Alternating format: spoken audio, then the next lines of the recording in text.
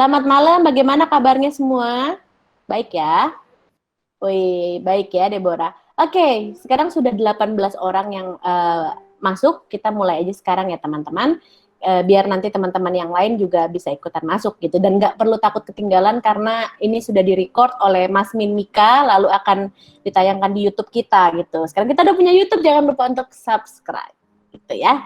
Oke, teman-teman, berdasarkan evaluasi minggu lalu, kami baca dari tim membaca evaluasi tulisan dari teman-teman, lalu kami mencoba untuk hari ini meramu sebuah pertemuan yang diperbaharui begitu, dimodifikasi dari yang minggu lalu gitu. Harapannya kan memang ini ruang belajar kita bersama dan kita menciptakan ruang sama-sama. Ini bukan dari siapa untuk siapa gitu, tapi ini dari kita untuk kita gitu. Jadi harapannya partisipasi teman-teman, masukan, kritik itu bisa kita olah bareng-bareng kayak gitu ya. Oke, sebelum aku buka, aku mau ingetin rules-nya lagi.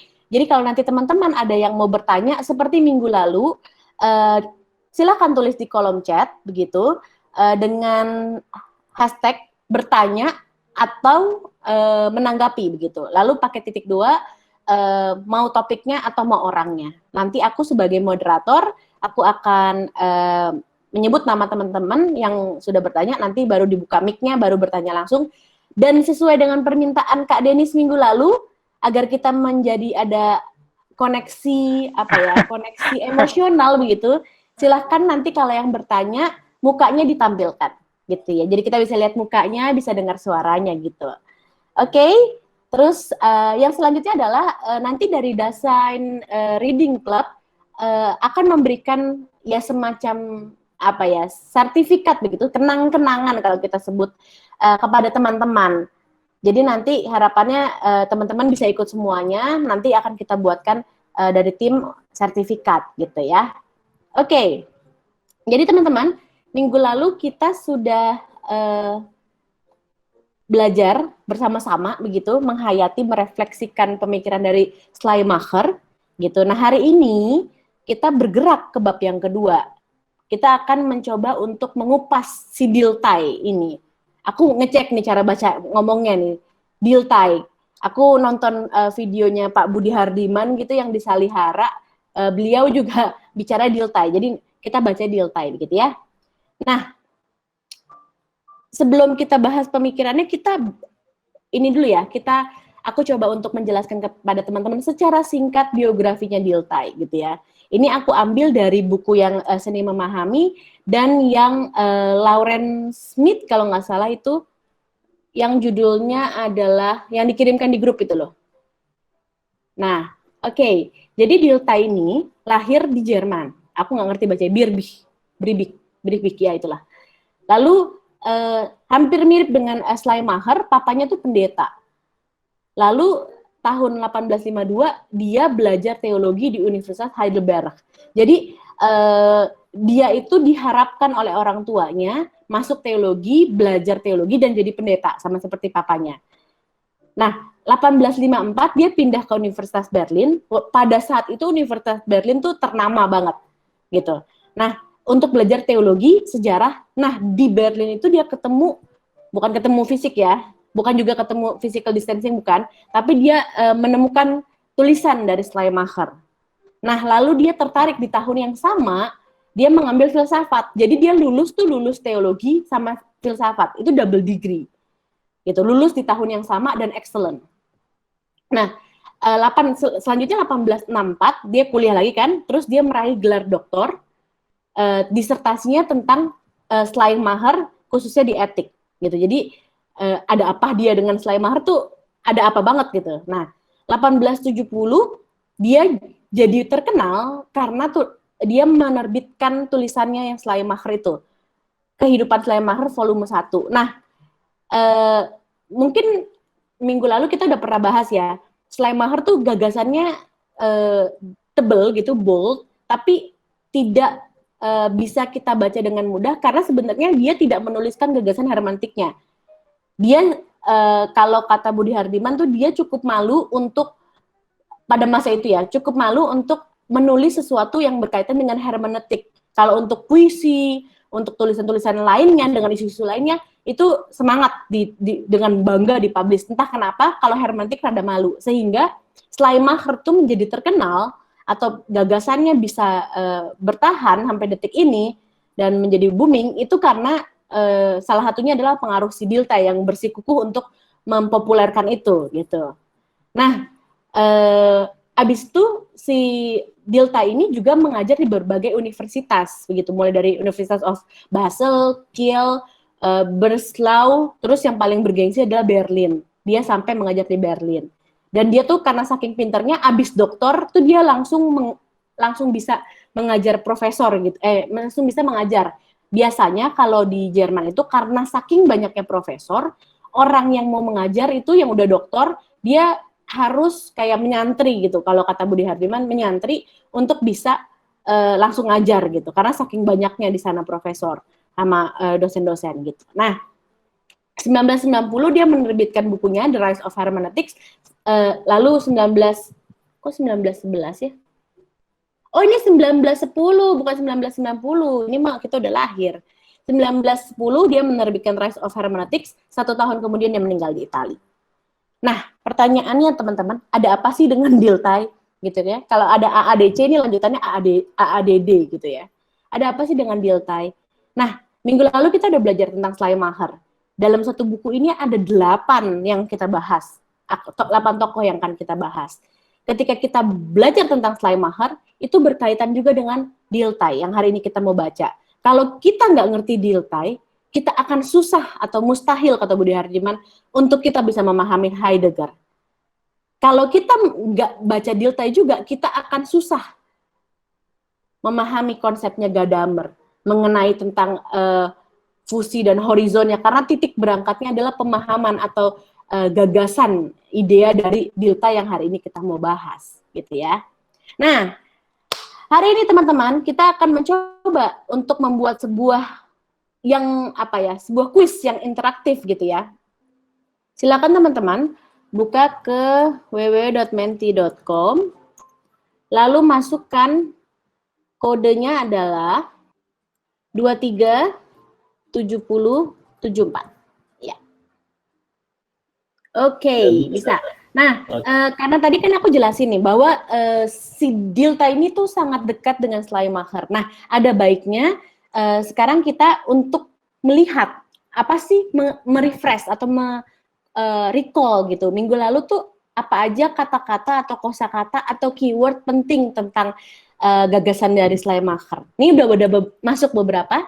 Ada empati, konteks, ketidaksepahaman, reproduktif, teks gitu ya. Nah, minggu lalu kita belajar nih kalau menurut Schleiermacher teks itu bisa direproduksi terus-menerus sehingga dia mendapatkan maknanya dengan cara interpretasi psikologis dan interpretasi gramatis. Itu belum masuk nih ya.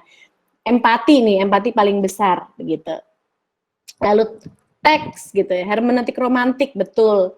Karena Schleiermacher sangat dipengaruhi oleh hermeneutik romantik gitu. Nah, kalau si Dilthey ini apakah juga dia romantik gitu, dipengaruhi oleh filsafat romantik? Kita pelajarin bareng-bareng teman-teman. Oke, sudah semakin banyak yang masuk nih ya. Oke, nah sekarang selanjutnya adalah bagaimana dengan Dilthey, bacaan yang hari ini kita baca. Apa aja sih keyword-keyword penting, kata kunci penting yang ada?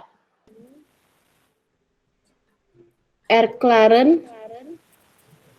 Oke, ya. Ini udah banyak nih ya kosakatanya ya. Kita tampung, nanti kita akan diskusikan bareng-bareng. Oke, teman-teman.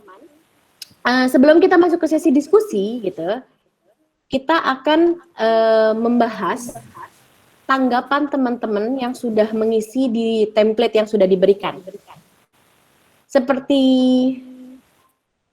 yang diinginkan oleh teman-teman minggu lalu, bahwa ada baiknya untuk dikelompokkan sesuai dengan topiknya gitu ya. Nah, ini kami coba dari tim untuk mencoba mengelompokkan gitu. Jadi apa sih yang membedakan si Dilthey dengan Schleiermacher, atau misalkan pemikiran Dilthey apa sih yang sangat dipengaruhi oleh Schleiermacher. Jadi ini dari Yustiwati dan Kajili, gini yang tadi kenalan, sama-sama memberikan highlight kepada kritik empati gitu. Jadi empati. Jadi di Schleiermacher tuh sangat kuat berbicara tentang empati. Nah, Kak Yusti bilang kritik empati yang melahirkan konsep hubungan timbal balik dari penghayatan, ungkapan, dan memahami gitu. Jadi si Dilthey ini mengkritik empatinya si Schleiermacher, lalu muncullah konsep si yang tiga segitiga itu. Kalau teman-teman lihat di bukunya, penghayatan, ungkapan, dan memahami. Nah, Kak Jili melihat ada dua nih. Yang pertama adalah konteks lingkup dari hal ini kita memiliki kesamaan cara hidup, cara berpikir dengan orang lain sehingga kita dapat merasakan apa yang orang lain rasakan atau pikirkan. Dan yang kedua adalah empati. Nah, ini yang dipengaruhi oleh Schleiermacher. Selanjutnya ada dua nih dari Hendrik dan dari Deborah Chris gitu. Bahwa pemikiran Dilthey yang dipengaruhi oleh Schleiermacher adalah mengalami kembali Nachleben kalau nggak salah baca ya. Dan kata Deborah, memahami sebagai proses kognitif dan reflektif hidup sehari-hari untuk menghadirkan makna yang utuh pada kesadaran peneliti. Nah, ini pengantar teman-teman. Setelah ini kita akan berdiskusi gitu. Harapannya pengantar ini dapat menjadi apa ya? Men-trigger pemikiran kita untuk berdiskusi. Mungkin ada yang sudah mulai bertanya. Nah, Doni Tobing, Doni nih ya. Kita dengar Doni bisa mungkin menjelaskan ini distingsi antara Verstehen dengan Eclairen, satu penekanan pentingnya. Mungkin yang ingin saya sampaikan hanya sekedar bentuk pendahuluan saja sih, mungkin deskripsi sederhana awal ya persoalan Verstehen dan Eclairen, karena saya menangkap Verstehen dan Eclairen dua distingsi yang penting, dalam arti Verstehen posisinya untuk bentuk gerakan ke dalam atau untuk kepentingan si subjek ataupun si peneliti, sedangkan Eclairen sifatnya diartikan sebagai penjelasan begitu. Jadi ada proses yang harus dipahami dengan kategori masing-masing antara kategori Verstehen dan Eclairen. Itu mungkin hal yang mendasar aja sih mungkin ya. Terima kasih. Oke, terima kasih Kak Doni. Ada yang ingin menambahkan? Jadi kalau teman-teman lihat di buku, Budi Hardiman mencoba untuk membuat tabel begitu. Di halaman 77 itu adalah pembedaan Eclairen dan Verstehen gitu. Jadi menurut bacaan Budi Hardiman terhadap Dilthey bahwa ada perbedaannya metodenya adalah Eclairen dan Verstehen. Lalu target penelitiannya juga beda. Kalau Eclairen tadi Kak Doni lebih menyebutnya yang luar begitu ya. Itu mengetahui sisi luar objek, yaitu proses-proses objektif alam. Sedangkan Verstehen tadi katanya itu lebih kepada dalam. Oke, Kak Hendrik nih mau masuk, silakan Kak Hendrik mau menambahkan. Oke, sudah bisa mendengar? Bisa. Oke, terima kasih. Kenapa saya mau menambahkan mengapa ada distingsi antara Verstehen dan Eclairen menurut Dilthey, sehingga hermeneutiknya Dilthey disebut hermeneutik metodologi. Pertama, konteks yang dilawan berbeda konteks yang dilawan oleh Schleiermacher dan Dilthey berbeda. Schleiermacher melawan literalisme, sedangkan Dilthey konteks yang dilawan adalah positivisme. Positivismenya Auguste Comte itu yang dilawan oleh Dilthey, dan Dilthey ingin membuktikan bahwa Verstehen atau memahami teks itu bisa dilakukan secara metodologi ilmiah. Kita bisa mendapatkan justifikasi rasional atas Verstehen itu. Nah, yang membedakan memahami manusia dan dunia sosial dengan dunia alam, Naturschwasten dan Guavschwasten, itu aku bacanya lupa apa. Nah, itu yang membedakannya adalah Verstehen dan Eclairen ini. Kalau di ilmu-ilmu alam atau Naturschwasten itu menurut Dilthey hanya ada di tahap Eclairen, yaitu cuma melihat sisi objektifnya aja. Jadi peneliti itu cuma melihat dari luar. Nah, sedangkan menurut Dilthey untuk kita bisa meneliti teks dan juga orang dan juga kebudayaan, itu kita harus verstehen, yaitu kita harus terlibat, berpartisipasi. Jadi yang sudah dijelaskan oleh Kak Doni Tobing itu tadi, gitu. Saya menambahkan kira-kira begitu. Oke, thank you Kak Hendrik. Ini tadi aku udah menemukan yang Kak Hendrik bilang itu ada di halaman 72, teman-teman. Kalau teman-teman lihat begitu, lalu izinkan saya membacakan bahwa sampai akhir abad ke-19 belum ada seorang pemikir yang menjawabnya. Menjawab apa?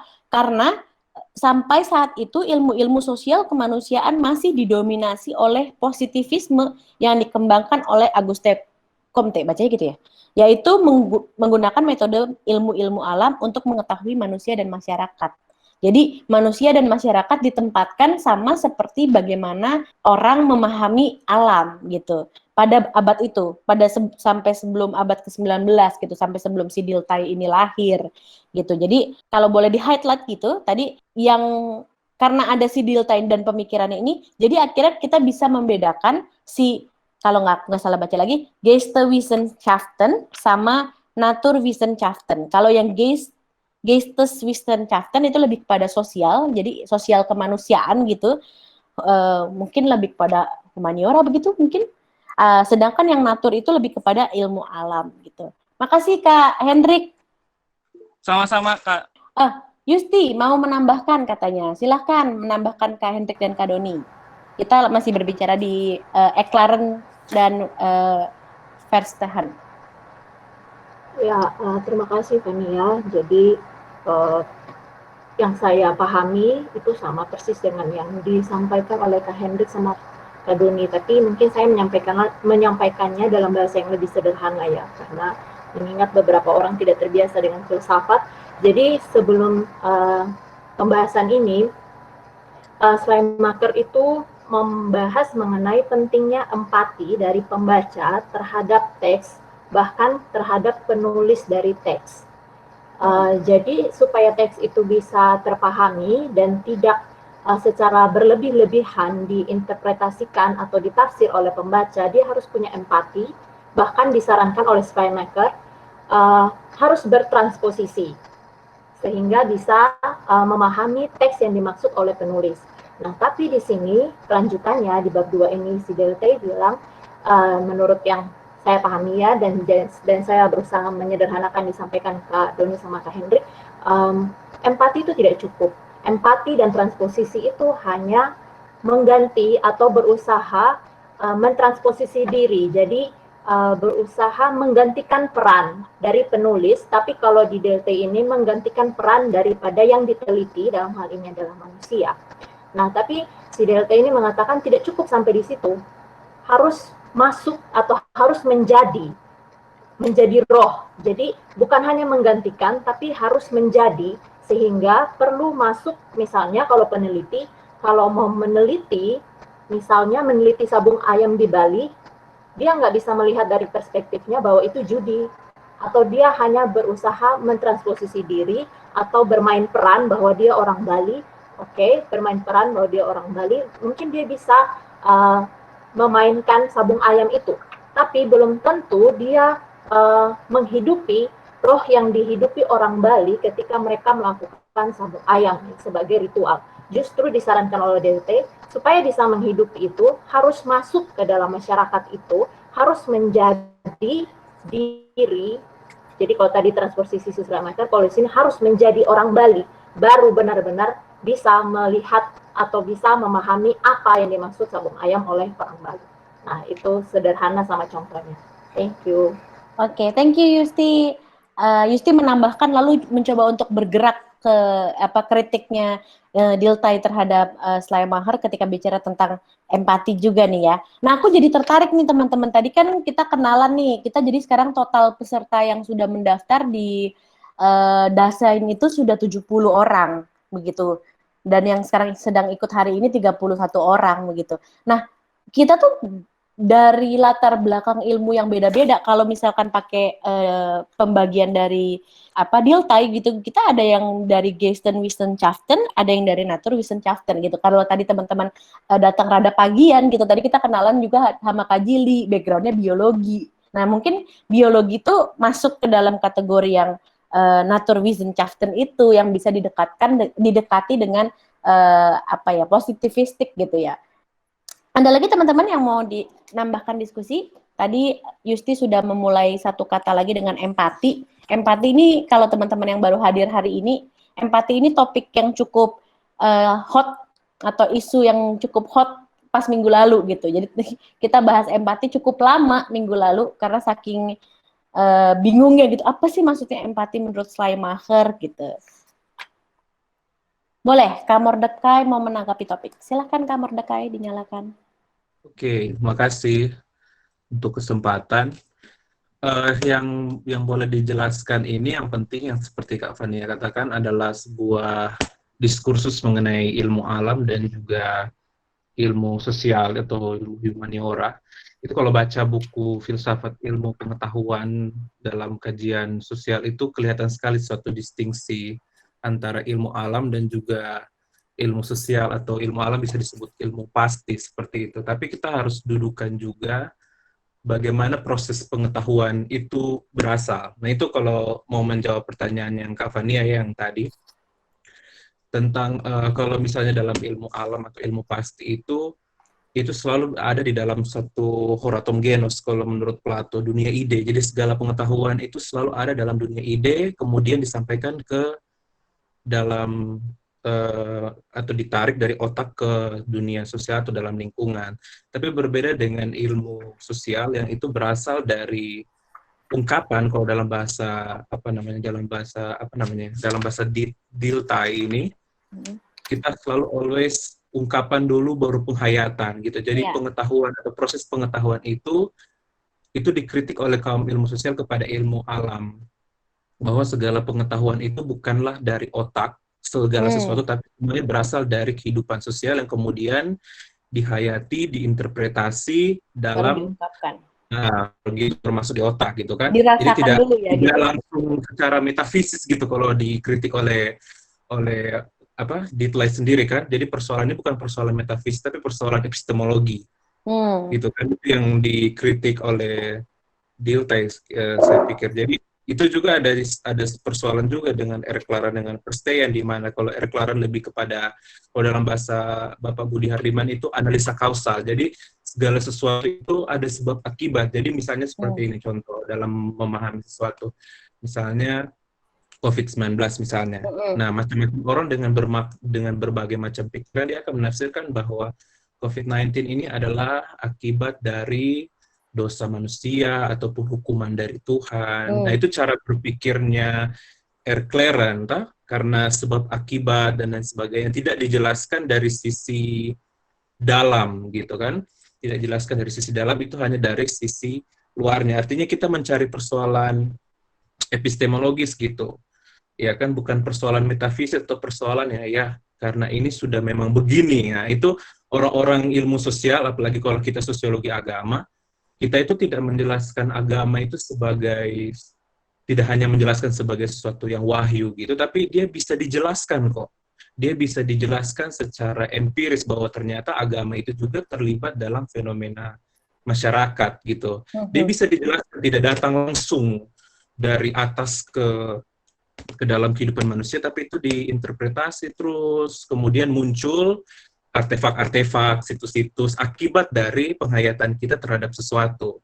Nah, itu kan yang di dalam Dilthey juga dia memperlihatkan yang ungkapan itu ya, yang terbatas, yang artefak, situs-situs, dan lain sebagainya. Nah, itu kemungkinan jadi hal yang menarik untuk kita lihat. Nah, sebuah distingsi yang menarik juga yang harus kita lihat adalah kalau nonton yang Bapak Budi Hardiman itu kayaknya pemikiran jadi lebih luas ya, karena kalau baca buku ini kayaknya berat banget gitu ya, berat banget. Jadi harus dengar videonya. Ini saya baru dengar videonya dan itu membuka pikiran bahwa ada dua distingsi yang menarik di situ, yakni tentang fisiologi atau psikologi. Misalnya kalau dalam ilmu fisiologi dan psikologi misalnya. Kalau fisiologi itu ya kita lihat organ-organ tubuh kayak gitu ya. Kita meneliti manusia dari organismenya gitu. Jadi meneliti ini tulang-tulangnya mungkin atau anatomi dan lain sebagainya. Tapi kalau bagi Dilthey itu hanya luarnya aja gitu. Kita harus memahami sampai kepada maknanya gitu, jadi psikologi gitu. Tapi bukan berarti psikologi seperti yang dipahami oleh Schleiermacher ya, bukan Bukan bukan psikologis introspeksi, interpretasi. bukan introspeksi, tapi Mhm. interpretasi gitu. Mhm. Jadi makna itu yang jadi menarik untuk dilihat. Itu aja sih Kak, makasih. Oke, thank you Kak Mordecai atas penanggapan tentang Eclair dan Verstehen makin detail gitu ya. Nah, ini Dennis mau nambahkan, silakan mau nambahkan Kak Mordecai. Habis itu baru masuk ke Victor ya. Dennis dulu silakan. Nyalakan mic dan mukanya. Oh siap. Selamat malam buat semua.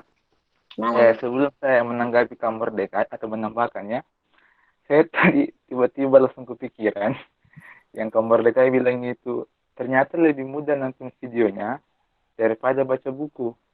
Situ langsung saya kepikiran, mungkin boleh dibagi videonya.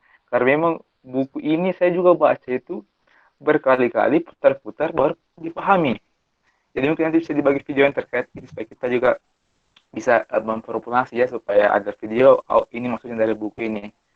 Iya, terkait antara kakak mereka bilang sekira sangat jelas bagi saya itu kalau mungkin kita mungkin ada yang tadi mendengarkan tentang ilmu sosial ya dengan ilmu alam tadi. Nah, saya sekali lagi mau melihat pemikirannya Dilta ini dari konteks. Kan saya selalu tertarik dengan konteks. Kenapa dia berpikir gitu?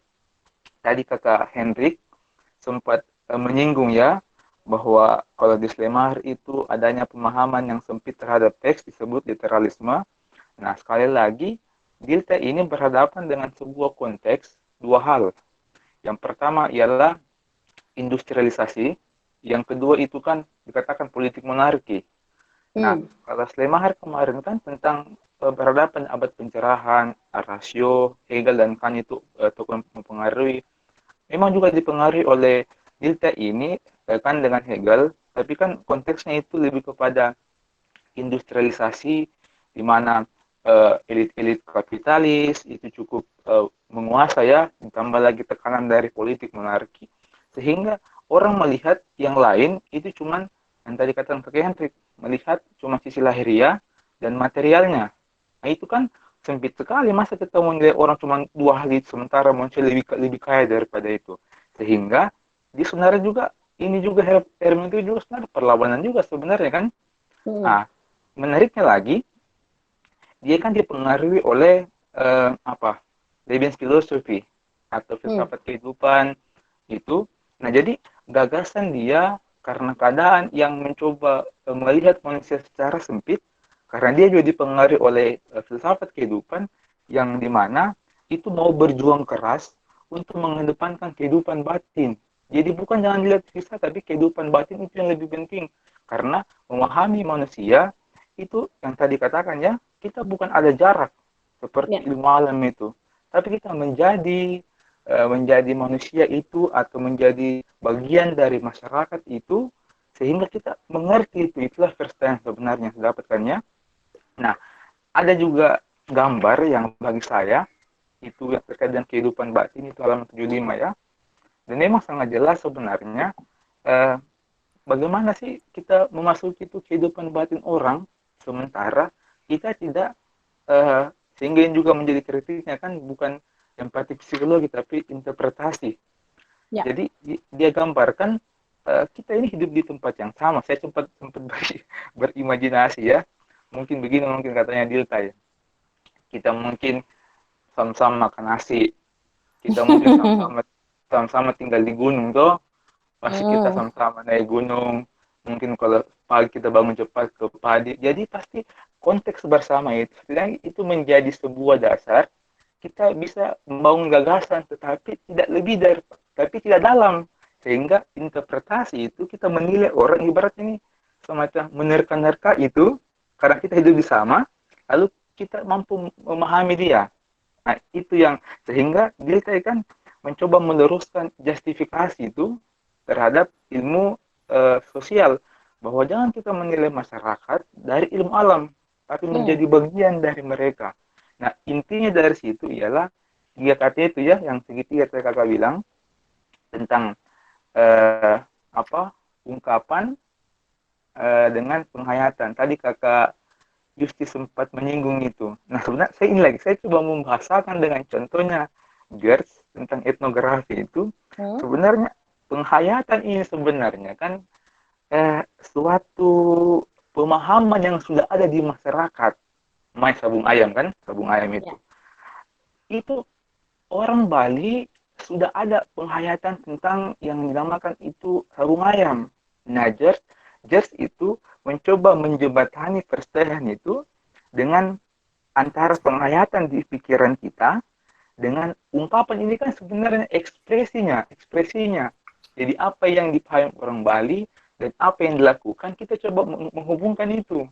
Jadi itu saya kira, sehingga kesimpulannya dari Dilthey bahwa menemukan makna itu kan kita harus menginterpretasi, dan menemukan makna itu juga adalah proses kognitif dan reflektif.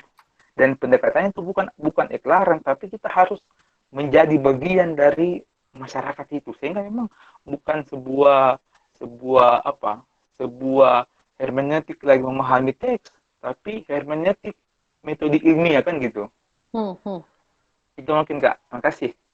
Oke, makasih Kak Denis. Tadi melanjutkan dari Kak Mordeka ya. Sebelum masuk, abis ini masuk ke Victor gitu. Victor bukannya Victor, karena Victor mau menambahkan gitu. Sebelum masuk ke situ, aku mau coba ngelihat gitu sih, kayak langsung aja ngelihat apa yang di depan mata. Tadi siapa yang bilang, Denis atau Mordekai? Denis kayaknya ya, apa Mordekai? Abis menonton video Pak Budi Hardiman yang dikasih di link sama Mika nih udah ada, jadi teman-teman nanti setelah ini bisa nonton kuliahnya Pak Budi Hardiman. Padahal ya teman-teman, yang menariknya yang aku lihat adalah apa yang aku juga udah nonton nih. Jadi apa yang Pak Budi Hardiman ngomong di YouTube itu benar-benar plek dari buku ini. Coba teman-teman baca sambil teman-teman mendengarkan. Karena aku membaca ini juga rada susah ketika aku baca langsung. Begitu aku udah denger, terus aku pas baca kayak, loh kan ini sama persis ya yang dia omongin. Emang ini manuskrip yang dia presentasikan kan. Nah, itu sebenarnya justru yang menjadi menarik. Karena minggu lalu ketika kita bicara tentang Schleiermacher melihat interpretasi itu lebih kepada spesifik teks. Sedangkan Dilthey sebagai penerusnya begitulah katakan, dia mencoba untuk melihat bahwa ini sebagai kritik Dilthey terhadap Schleiermacher, bahwa tidak hanya berkaitan dengan teks-teks historis atau teks-teks yang tertulis begini, tetapi juga dunia sosial historis, termasuk kita punya konteks bersama begitu. Kalau di halaman 75 kita punya konteks bersama bahwa kita lahir di Indonesia dengan budaya oral yang sangat tinggi ketimbang literasi membaca gitu. Kita diceritain udah dari umur berapa sih? Kita baru bisa baca umur berapa? Pasti lebih sering dengar cerita duluan daripada baca teksnya gitu. Jadi kalau misalkan aku ingat banget dulu pernah diajar oleh Pak Wiyanto gitu, belum baca sudah tahu gitu. Karena tuh udah keseringan ngedenger gitu. Begitupun khotbah-khotbah di mimbar, ya belum baca teksnya udah bisa berkhotbah gitu. Nah itu karena kita punya konteks bersama, jadi aku ngeliat kayak, oh iya ini fenomena yang bisa dibaca kalau kita ngelihat gagasannya Dilthey sebagai metode ilmiah, ilmu sosial kemanusiaan gitu. Karena toh kita bukti nyata gitu, kita living proof bahwa oh kita tuh lebih senang mendengarkan penjelasan orang daripada baca, lebih mudah paham, dan itu tidak salah karena kita hidup di culture atau konteks bersama, atau pakai kata-katanya hustler aja hustle apa ya namanya sih, hustle ya, Lebenswelt gitu ya. Oke, silakan masuk Kak Victor. Kak Victor, aku bacain ya. Kak Victor di kolom chat bilang, dalam ilmu penelitian lebih tepat muncul dalam pengumpulan data, misalnya observasi. Eklaren bisa dibilang observasi non-partisipatoris, sedangkan Verstegen itu partisipatoris. Mengapa dalam metode penelitian jadi didominasi rezim positivisme, bahkan untuk 2 abad terakhir, khususnya dalam ilmu sosial kemanusiaan? Karena ilmu sosial menyalin paradigma ilmu alam. Kita bisa hubungkan yang dipermasalahkan Dilthey pada dominasi itu. Karena kalau meminjam istilah postmodern, jadi positivisme jadi narasi besar abad ke-19. Kak Victor nambahin, saya usulkan selain buku seni ini boleh baca Melampaui Positivisme dan Modernitas Hardiman. Di situ dijelaskan betul persoalan hermeneutik sosial kemanusiaan versus ilmu alam. Juga kalau tiba pada Heidegger nanti bisa baca tulisannya tentang mistik keseharian. Oke, Kak Victor, apakah bisa masuk? Nah, bisa nih. Selamat malam. Selamat malam, Kak Victor. Ya, kalau saya tanggapi, tambahkan beberapa hal yang merupakan diskusi lebih enak kalau kita urut ke konteks ya perpindahan dari konteks abad 18 ke 19, mana narasi besarnya. Jadi Dilthey ada di posisi di situ. Jadi sudah dijelaskan kalau Jerman waktu itu kebangkitan kapitalisme, dan karena itu industrialisme kan penopang kapitalisme atau sebaliknya tuh. Dan karena itu beberapa aristokrat terkhusus feodal dan juga kaum terpelajar itu yang didengarkan sering pada pemerintahan kekaisaran dulu Jerman, sebelum itu ya Prusia, dan karena itu mereka tergeser. Nah, Dilthey ada pada transisi menuju bagaimana pengentasan narasi besar itu, atau dia menjembatani hingga nanti pada persoalan hermeneutik yang bedah unsur-unsur ilmu alam, persoalan ilmu alam yang didengungkan oleh Ya, sudah. Comte itu. Dia merumuskan kan hukum 3 tahap. Tahap teologis itu kalau boleh dikata itu kan narasi besar abad pertengahan. Yang kedua tahap metafisik itu memang juga narasi besar di abad pertengahan, lalu tapi paling diradikalisasi oleh Kartesianisme. Ini yang mungkin tidak dibahas Sardiman karena mungkin dia akan memindahkan persoalan ini ke buku melampaui itu, karena dia fokus pada buku hermeneutik. Jadi kalau kita bedah untuk 2 buku itu, saya kira narasi besar kedua kan metafisik. Itu tokoh besarnya kan kita bisa lihat itu masih Dilthey pegang kan, dia masih bisa baca dan ambil sebagian. Hegel juga dia bisa ambil sebagian, dan karena itu misalkan contoh diambil dari Hegel, dia ganti dengan bagaimana kalau Hegel dia kritik nalar murni dan memberi fondasi bagi epistemologis ilmu pengetahuan di abad 18 dan 19, bahkan sampai 20 juga. Dilthey menyumbangkan kalau ada satu hal yang dia kritik nalar murni, kritikan tentang pure reason, maka di Dilthey dia ganti dengan kritik nalar murni. Itu makanya dia kritik soal ilmu sejarah, dia kritik. Jadi persoalan epistemologis yang Dilthey bahas adalah karena hermeneutik salah satu, ada 3 hal menjadi kajian Dilthey saya kira menurut Palmer itu kan. Pertama persoalan epistemologis. Nah, ini saya bicarakan tentang persoalan epistemologis. Jadi juga Comte memang mempersoalkan hukum 3 tahap sebagai perjalanan epistemologis. Jadi pertama perjalanan teologis tadi itu dia kritik bagaimana narasi besar abad pertengahan harus mati. Kemudian juga narasi besar dari metafisika mungkin juga dia mau mewakili abad pertengahan, dan juga Kartesianisme pasca Descartes. Dan dia tindak ke hukum ketiga itu adalah hukum positif. Hukum positif bagi Comte kan adalah bagaimana ilmu pengetahuan merupakan hukum yang menjadi narasi besar. Hukum yang merupakan hukum yang menjadi narasi besar. Karena itu mengapa kalau dibilang Dilthey dia memperjuangkan bagaimana ilmu sosial, maka ada satu oposisi biner yang dihadapi. Oposisi itu kan ilmu alam. Karena itu dia ada pada konteks ini. Unsur-unsur dasar dari ilmu alam, dia juga kan sebenarnya kalau menurut Hardiman kan dia mau mengentas objektivisme dalam ilmu alam, penelitian empiris menjadi norma satu-satunya dalam tradisi ilmu-ilmu, atau karena yang tadi sudah di chatting tadi kan dibilang narasi besar positivisme menjadikan bahwa ilmu-ilmu untuk menjadi ilmiah suatu cabang ilmu, dengan kata lain cabang ilmu itu harus memakai hukum positif, dan kata lain pada konteks Dilthey, untuk menjadi ilmiah suatu ilmu, maka dia harus memakai fisme. Dan karena itu yang dipersoalkan adalah, atau yang harus bisa terukur atau menjadi soal dalam persoalan pemikiran abad itu ada, saya kira hal remeh-temeh dalam kehidupan sosial itu tidak dianggap. Positivisme itu kan tidak melihat hal remeh-temeh dalam kehidupan sosial. Seperti misalkan orang bicara soal perasaan, orang bicara nafsu. Kalau dalam postmodern misalkan race yang dibicarakan oleh Derrida itu kan justru tidak atau wayang yang dipersoalkan, yang dibicarakan oleh Gerrit Singgi itu kan tidak dapat tempat. Kita mau bicara sabung ayam oleh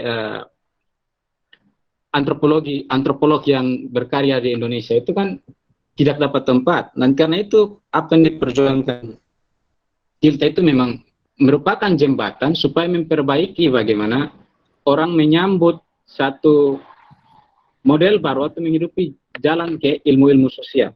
Nah, ini saya kira singkat daripada konteks yang dihadapi oleh atau persoalan di balik ilmu alam dan ilmu sosial. Persoalannya adalah bahwa di konteks Dilthey, narasi besar daripada zaman itu adalah positivisme. Nanti kedua abad ke-20, tokoh-tokoh seperti Heidegger dan Gadamer ke atas sampai postmodern, mereka mempersoalkan ilmu sosial lagi karena dominasi positivisme yang masih ada. Nanti mereka akan membongkar itu sampai ke detail-detail dalam model hermeneutik. Nah, karena dalam abad 20, salinan ilmu sosial itu justru masih memakai positivisme. Dan di konteks Dilthey, itu saya kira ilmu sosial juga tetap memakai narasi besar itu. Nah, Oke, terima kasih Kak Victor tambahannya. Wow, super sekali. Tadi ada hampir komen, Hendrik komen ngeri emang Kak Victor, filsuf andalan, mantap ya. Jadi kalau yang tadi aku bisa tangkap begitu bahwa Dilthey itu ada dalam sebuah konteks gitu tadi yang tadi disebutkan kapitalisme dan industrialisme yang saling menyokong begitu, lalu mencoba untuk mengkritik positivisme dan objektivisme karena saat itu nalar sangat ditekankan, lalu mencoba untuk melihat. Jadi Dilthey ini, pandangan Dilthey itu membuat kita bisa melihat hal, tadi kata bahasanya Kak Victor, yang remeh-temeh itu jadi terbaca dan bisa dianalisis gitu, bisa dilihat gitu. Nah, dan itu berlanjut terus sampai ke postmodern ini begitu. Itu kayak pencetusnya begitulah, titik berangkatnya gitu, pemantik gitu. Nah, makasih Kak Victor. Ini kita lanjut ke Denis gitu. Saya izin bertanya Kak. Silakan Denis. Ada dua nih, Denis dan Aan yang akan nanya. Silakan. Denis dulu. Iya Kak, jelas suara ya? Jelas sekali. Iya, saya ingin bertanya saja dan mungkin ada yang bisa membantu saya. Di halaman 68 itu, ini kan dalam konteks ini ya, Dilthey itu mengkritik. Nah, Dilthey ini kan dia mengkritik positivisme, itu 68 paragraf pertama. Nah, tetapi di situ dikatakan Dilthey sangat kritis terhadap positivisme. Namun, banyak sisi pemikirannya yang mencerahkan diri pada metode ilmiah juga berciri positivistis. Nah, saya berpikir ya, apakah saya salah tangkap, ada yang kan tidak memahami, kita bisa dapat, ada yang juga yang dapat gitu. Nah, dia mengkritik, tapi juga di metodenya dia buat juga gitu. Apakah saya salah tangkap gitu ya? Maksudnya itu bagaimana? Dia mengkritik positivisme ya, tapi di metodenya, apakah dia dalam meneliti masyarakat, dia juga menggunakan itu. Nah, jadi kalau dunia aktivis itu bilang, ibaratnya dia ini jilat ya sudah gitu, itu bahasa kasar ya. Karena dia mengkritik, tapi juga dia lakukan gitu. Apakah saya salah tangkap teks ini? Ada mungkin yang bisa menjelaskan? Ini saja Kak. Terima kasih. Thank you Denis. Jadi pertanyaannya Denis nih berdasarkan pada halaman 68 teman-teman.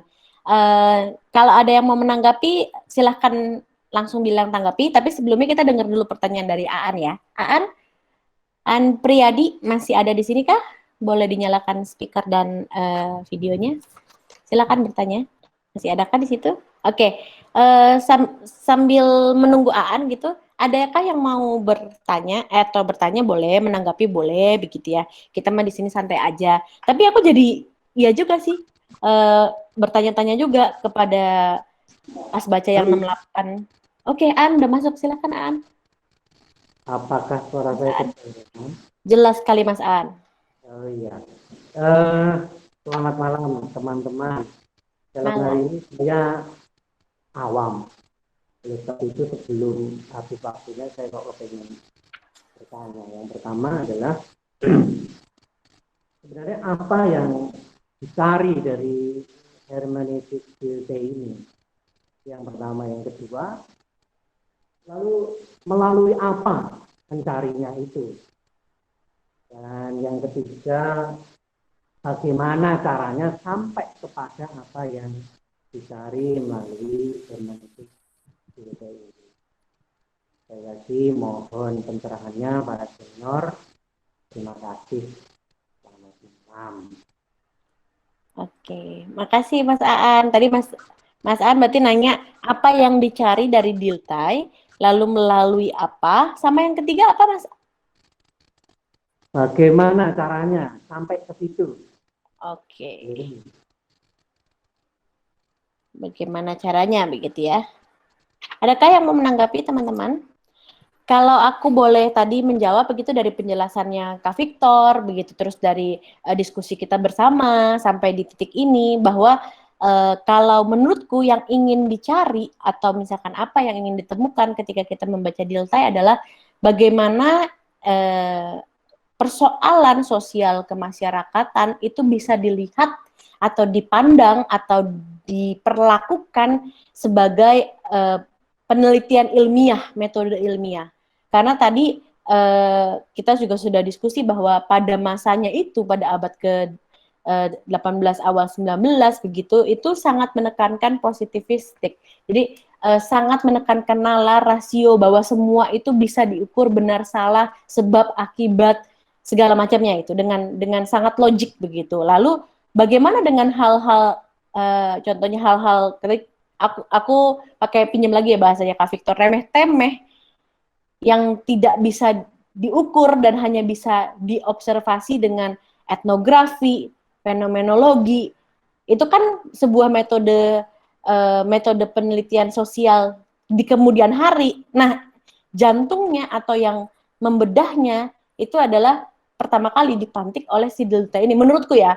Mungkin ada juga tokoh-tokoh yang lain, tapi Dilthey ini mencoba memberikan ruang atau mendudukkan sosial atau ilmu sosial setara dengan dengan ilmu alam gitu. Kalau tadi makanya di awal Budi Hardiman menuliskan si Geisteswissenschaften itu sebagai ilmu sosial kemanusiaan dan Naturwissenschaften.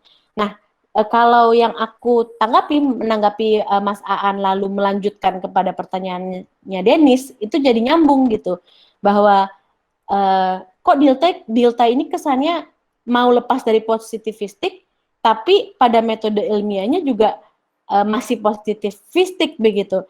Kalau menurutku dia sangat kritis, iya, karena berangkat dari situasi atau konteks yang tidak terlalu menekan, bukan tidak terlalu sih, maksudnya metode pendekatan positivistik yang sangat ilmu alam itu tidak bisa menjawab sosial masyarakat, soal-soal sosial di masyarakat, bagaimana tentang kemiskinan, bagaimana tentang rakyat tertindas, itu apakah itu bisa dihitung secara matematis? Iya, betul. Tapi perasaan, apakah perasaan itu bisa diukur? Apakah iman itu bisa diukur?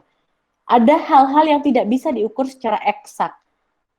Dan itulah yang dilakukan oleh Dilthey, bahwa oh, kita bisa loh dengan cara membedakan antara yang Eklaren dengan Verstegen itu, bahwa Verstegen itu adalah mencoba untuk mengetahui sisi objek di dalam objeknya, yaitu dunia mental seseorang, sedangkan Eklaren mengetahui kulit luarnya, lalu yang objektif, lalu dengan analisis kausal, sedangkan kalau yang Verstegen itu dengan memahami makna. Jadi pertanyaan nomor 1 Mas Aan itu berkaitan dengan Denis. Menurutku yang ingin dicari adalah itu, bagaimana memahami itu dalam kerangka metode ilmu sosial kemanusiaan. Kalau menurut yang aku tangkap ya, itu begitu. Gitu. Lalu bagaimana caranya? Ini mungkin nih asik nih, karena kita udah hampir kita udah tinggal 3/4 lah. 3/4, 1/4 gitu. Kita akan kelar jam 8:30 gitu, kita masih punya 10-15 menit untuk diskusi gitu. Oke, boleh Denis mau menambahkan, silakan, monggo. Oh iya Kak, terima kasih. Saya tiba-tiba kepikiran saya yang tadi Kak sempat sampaikan. Nah, positivisme ini kan dua hal yang jadi pertimbangan, yaitu sisi lahiriah dan material kan. Nah, saya sepakat tadi Kakak bilang, memahami itu kan macam perasaan, olah rasa itu kan tidak bisa diukur. Nah, saya kira itu mungkin yang dimaksudkan Dilthey ketika kita menjadikan hermeneutik sebagai metode ilmiah masuk ke masyarakat, memang kita harus mendekati dari sisi lahiriah ya positivisme juga kan, bahwa meneliti itu kita masuk ke masyarakat itu tidak lepas dari proses memahami. Dan itu sebenarnya yang saya tulis juga di Instagram. Yang hal menarik, saya bilang dia itu orang romantis ya. Kenapa? Karena bayangkan saja, dia katakan, kita kan kalau masuk ke masyarakat itu kan, atau sebagai peneliti, melihat sebuah yang dikatakan Dilthey, dunia sosial historis, itu kan kita harus menjadi bagian dari masyarakat. Dan dia bilang, kita kan manusia organisme, tapi dokter tidak bisa meneliti sampai personnya, itu sifat karakternya, yang kita menjadi bagian itu, dan itu menggunakan Verstegen, memahami, pakai rasa. Sehingga saya bilang, Dilthey berarti orang romantis juga. Saya tidak tahu mungkin dulu siapa pacarnya, apakah dia sempat menjalin cinta bagaimana. Tapi ini yang membuat saya suka dari Dilthey, dan terjawab juga yang kakak sampaikan, berarti dia menggunakan metode itu, dia kritis, tapi juga menggunakan itu dalam rangka memahami ya, berarti untuk menjadi bagian dari masyarakat itu. Oke, sepertinya saya sudah berdamai dengan pertanyaan saya, Kak. Terima kasih. Oke, sudah menemukan sisi romantis dari Dilthey, jadi udah aman ya. Kak Denis nih, betul-betul nih dari kemarin, dari pertemuan pertama ini sangat romantis gitu ya, sangat menekankan emosional begitu, bahkan sampai meminta melihat wajah kita satu-satu. Mantap. Oke, terima kasih Kak Denis tambahannya. Kak Hendrik mau menambahkan, monggo silakan. Mau menambahkan, tadi ada pertanyaan bagaimana caranya menurut Dilthey. Dari Mas Aan. Menurut Dilthey ya caranya dengan Verstegen. Nah, Verstegen menurut Dilthey ini berbeda dengan bukan berbeda, tapi melanjutkan apa yang sudah dikerjakan oleh Schleiermacher. Menurut Schleiermacher, kita itu Verstegen atau hermeneutik itu hanya pada teks. Menurut Dilthey tidak, teks itu bisa selesai. Tetapi kalau kayak kebudayaan, kemanusiaan, gender, itu tidak selesai, akan terus berkembang. Nah, itu yang coba dikembangkan oleh siapa yang namanya? Dilthey. Nah, caranya bagaimana? Menurut Dilthey ini dunia mental atau dunia batinia dan dunia lahiriah itu punya kesenjangan menurut Dilthey, dan itu hanya bisa dijembatani, diatasi dengan Verstegen. Caranya melalui Nachleben yang menurut siapa namanya, Schleiermacher itu memunculkan kembali, mengalami kembali apa yang tapi kalau Schleiermacher ini hanya dalam empati psikologis, itu yang ditolak, itu yang dilawan oleh Dilthey. Dikritik. Menurut Dilthey ini, Nachleben-nya itu kita harus bergerak dari yang namanya Ausdruck atau dunia lahiriah atau ungkapan menuju Erlebnis atau penghayatan. Begitu itu caranya menurut Dilthey dalam buku Budi Hardiman. Terima kasih. Oke, terima kasih Kak Hendrik. Berarti tadi menjawab pertanyaan Mas Aan gitu ya, bagaimana caranya? Yaitu dengan frustration. Nah, frustrationnya alanya si Dilthey ini berbeda, karena itu menjadi kritik menurut tadi dijelaskan oleh Kak Hendrik, dan aku juga baca, bahwa itu menjadi kritik terbesar Dilthey terhadap Schleiermacher, bahwa Schleiermacher tuh dengan romantismenya, dengan empati dan psikologisnya, dia menekankan itu. Sedangkan menurut Dilthey bahwa kalau bisa dilihat di halaman 91, ada tulisan itu pokok gagasan, aku bacakan, peneliti dalam ilmu-ilmu sosial kemanusiaan memahami atau verstehen dunia sosial historis lewat mengalami kembali atau Nachherleben atau gerak dari ungkapannya atau Ausdruck itu dalam dokumen artefak sistem simbol menuju penghayatan Erlebnis sebagaimana didekati olehnya, tidak dengan empati psikologis nih. Nah, empati psikologis ini kan yang minggu lalu kita belajar, maka tadi di keyword tentang Schleiermacher juga keluar tuh kata-kata empati, interpretasi psikologis begitu ya.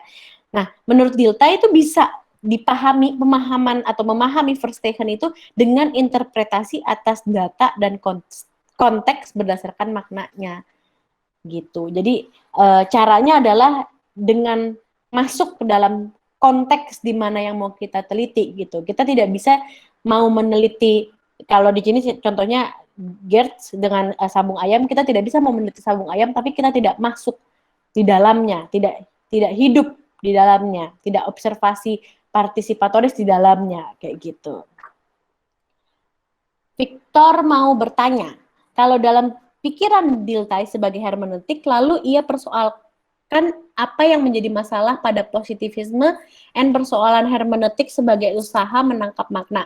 Maka pertanyaannya, persoalan makna apa yang hilang dari dominasi positivisme? Apakah mungkin yang hilang itu adalah inner Leben? Apakah mungkin yang hilang itu hanya inner Leben? Kalau ini dijawab, maka masuk akal dua cara tangkap inner Leben itu. Oke, sebelum masuk ke Kak Victor, Kak Mordecai mau menanggapi topik. Silakan Kak Mordecai. Oke, makasih. Mau menjawab pertanyaan dari Dennis tadi. Kalau ini menarik karena itu juga jadi kritik Gadamer ya, kritik dari Gadamer karena Dilthey masih terjebak katanya. Ini mungkin jadi pembahasan kita setelah ini nanti. Karena dia katanya masih terjebak di dalam presuposisi Kartesian, karena hermeneutik itu bertolak dari historisme. Mungkin kita akan lebih mendalami tentang hal itu ya. Tapi yang saya pikirkan juga, kalau kita lihat dari Bapak Budi Hardiman dalam video itu, dia menampilkan secara kontras juga yang apa yang disebut dengan Eric Claren tadi, kembali lagi. Karena sesuatu yang sosial itu bisa juga dijelaskan secara alam. Nah, ini yang jadi menarik karena dia kasih contoh seperti ini, teman-teman. Mohon maaf ya, saya kasih contoh. Saya contoh saja dengan apa yang dia kasih contohkan itu. Dia mencontohkan tentang perempuan yang mengalami apa bahasanya ya, masa akil balik ya, atau mungkin ya seperti itu, teman-teman. Ya, seperti itu. Dan dalam bahasa-bahasa orang Muslim beberapa perempuan juga menjelaskan tentang ini karena ini. Tapi bukan apa namanya? Ya karena kalau kita tanya kepada dia kenapa kamu marah gitu. Ya karena ini gitu. Nah, kalau kita tanya tentang kepadanya lalu dia menjawab seperti itu, soal tidak akan pernah berakhir menurut Bapak Budi Hardiman. Nah, tapi kalau kita menjelaskan secara ilmu alam seperti itu, ini karena mekanisme hormon seperti itu atau hal-hal yang bisa dijelaskan secara alam seperti itu, maka itu persoalan akan selesai gitu. Oh iya ya, jadi memang karena sudah waktunya saya begini, kayak begitu, kurang lebih seperti itu. Nah, ternyata Dilthey juga mungkin dia juga ada di posisi itu. Nah, bagaimana dia menjelaskan alasan itu? Ternyata alasan itu terdapat di positivisme gitu, sehingga dia positivistik gitu. Jawabannya di situ. Tapi kalau tidak ada jawabannya, ya dia akan kembali ke ilmu sosial yang mungkin beberapa hal tidak bisa dijawab oleh ilmu sosial. Makanya dia masih terjebak di situ. Nah, mungkin kita bisa pelajari kemudian ya. Ini jadi menarik untuk kita kritisi bersama tentang hal itu. Untuk Bapak, siapa tadi, Bapak Aan ya? Mungkin karena Bapak Aan tadi mulai dengan penjelasan tentang atau memperkenalkan diri sebagai orang awam gitu ya, saya mencoba ya untuk menjawab, apa yang mau dicari oleh Dilthey, makna yang mau dicari makna. Makna itu yang seperti sudah dibedakan tadi ya, itu jelas sekali. Bukan makna introspeksi atau sesuatu yang sifatnya langsung datang gitu, tapi bisa dijelaskan secara interpretasi gitu. Nah, bagaimana cara mendapatkan makna itu? Yakni masuk ke dalam. Kalau Bapak Budi Harriman, ayo kita masuk ke dalam, jangan hanya lihat luarnya saja. Mau meneliti manusia, mereka. Nah, ini cocok sekali karena penelitian saya juga tentang itu karena bingkai saja saya ini sebagai orang Kristen, tapi saya mau meneliti orang yang dengan kepercayaan lokal seperti itu. Misalnya di Minahasa kepercayaan Malesung lewat kubur batu Waruga, yang saya tidak memahami sama sekali tentang hal itu. Tapi saya harus masuk ke dalam mencari makna itu. Jangan sampai makna itu hanya sampai di dalam luarnya saja, bahwa itu berhala, itu kafir, dan lain sebagainya. Itu kan makna-makna yang dimunculkan ya bagi orang-orang Kristen pada umumnya. Tapi ketika saya mau mengalami mereka, saya mau bertanya tentang konsep-konsep apa sih yang membuat mereka itu kayak menyembah batu gitu. Oh, ternyata tidak, mereka bukan menyembah batu, tapi mereka di balik batu itu. Nah, itu kan proses masuk ke dalam menurut Bapak Budi Harriman dan juga menurut Dilthey ini. Nah, itu yang jadi penting untuk kita lihat. Cara berpikir ini berimplikasi bagi kita semua di konteks kita sekarang, bahwa mari kita lihat segala sesuatu itu, jangan hanya luarnya saja. Mari kita lihat di baliknya itu apa. Nah, apalagi konsep-konsep sejarah kita yang sangat kuat dengan kolonial misalnya seperti itu. Karena kolonial itu sifatnya mereka gagal paham dengan apa yang disampaikan atau yang dilihat oleh daerah pribumi misalnya seperti itu. Kan mereka kan gagal paham. Itu berarti mereka cuma lihat luarnya saja, tidak seperti Clifford Geertz yang memang ada jurang di antara yang peneliti dengan yang akan diteliti, tapi jangan lupa kita punya konteks bersama, baik itu tipis maupun tebal. Meskipun kita berbeda negara begitu, tapi bukan berarti kita tidak bisa meneliti mereka gitu. Kita bisa meneliti mereka, kita bisa mendapatkan makna dari mereka. Karena itu penting sekali. Nah, saya sebagai orang Ambon tapi saya mau meneliti orang Minahasa. Kayak gitu, orang Minahasa, orang Manado. Bukan berarti identitas saya hilang atau Clifford Geertz identitasnya hilang, tapi ada transformasi. Nah, ini implikasi yang bisa kita belajar dari Dilthey. Ini kayak mau hotline. Jadi cara pikirnya Dilthey itu bisa kita pakai sampai sekarang. Jadi kalau memahami sesuatu atau memahami teks atau memahami makna konteks kehidupan, mari kita jangan lihat luar gitu. Pancasila itu bukan hanya konteks, atau Indonesia ini bukan hanya konteks ya. Selamat Hari Pancasila buat semua. Dan bukan hanya konteks, tapi teks, gitu, teks berteologi, gitu. Makanya kalau di UKSW itu, mohon maaf teman-teman yang lain, kita itu memahami itu sebagai sesuatu yang sakral, gitu. Jadi refleksi teologi itu tidak ada lagi, gitu. Tidak ada lagi dari Alkitab. Itulah teologi kita, itulah kitab kita, gitu. Itu kalau di UKSW kembangnya seperti itu. Nah, mungkin itu saja. Mungkin ada tambahan dari teman-teman. Oke, terima kasih Kak Mordecai. Ini Denis juga bilang terima kasih Kak Mordecai, semakin memberkaya. Ya betul, kita kayak apa ya? Emang tujuan dari Dasein virtual discussion adalah ketika kita baca, kan yang jadi fokus kita tuh beda mungkin dengan orang lain, dan itu memperkaya begitu. Apa nih Denis?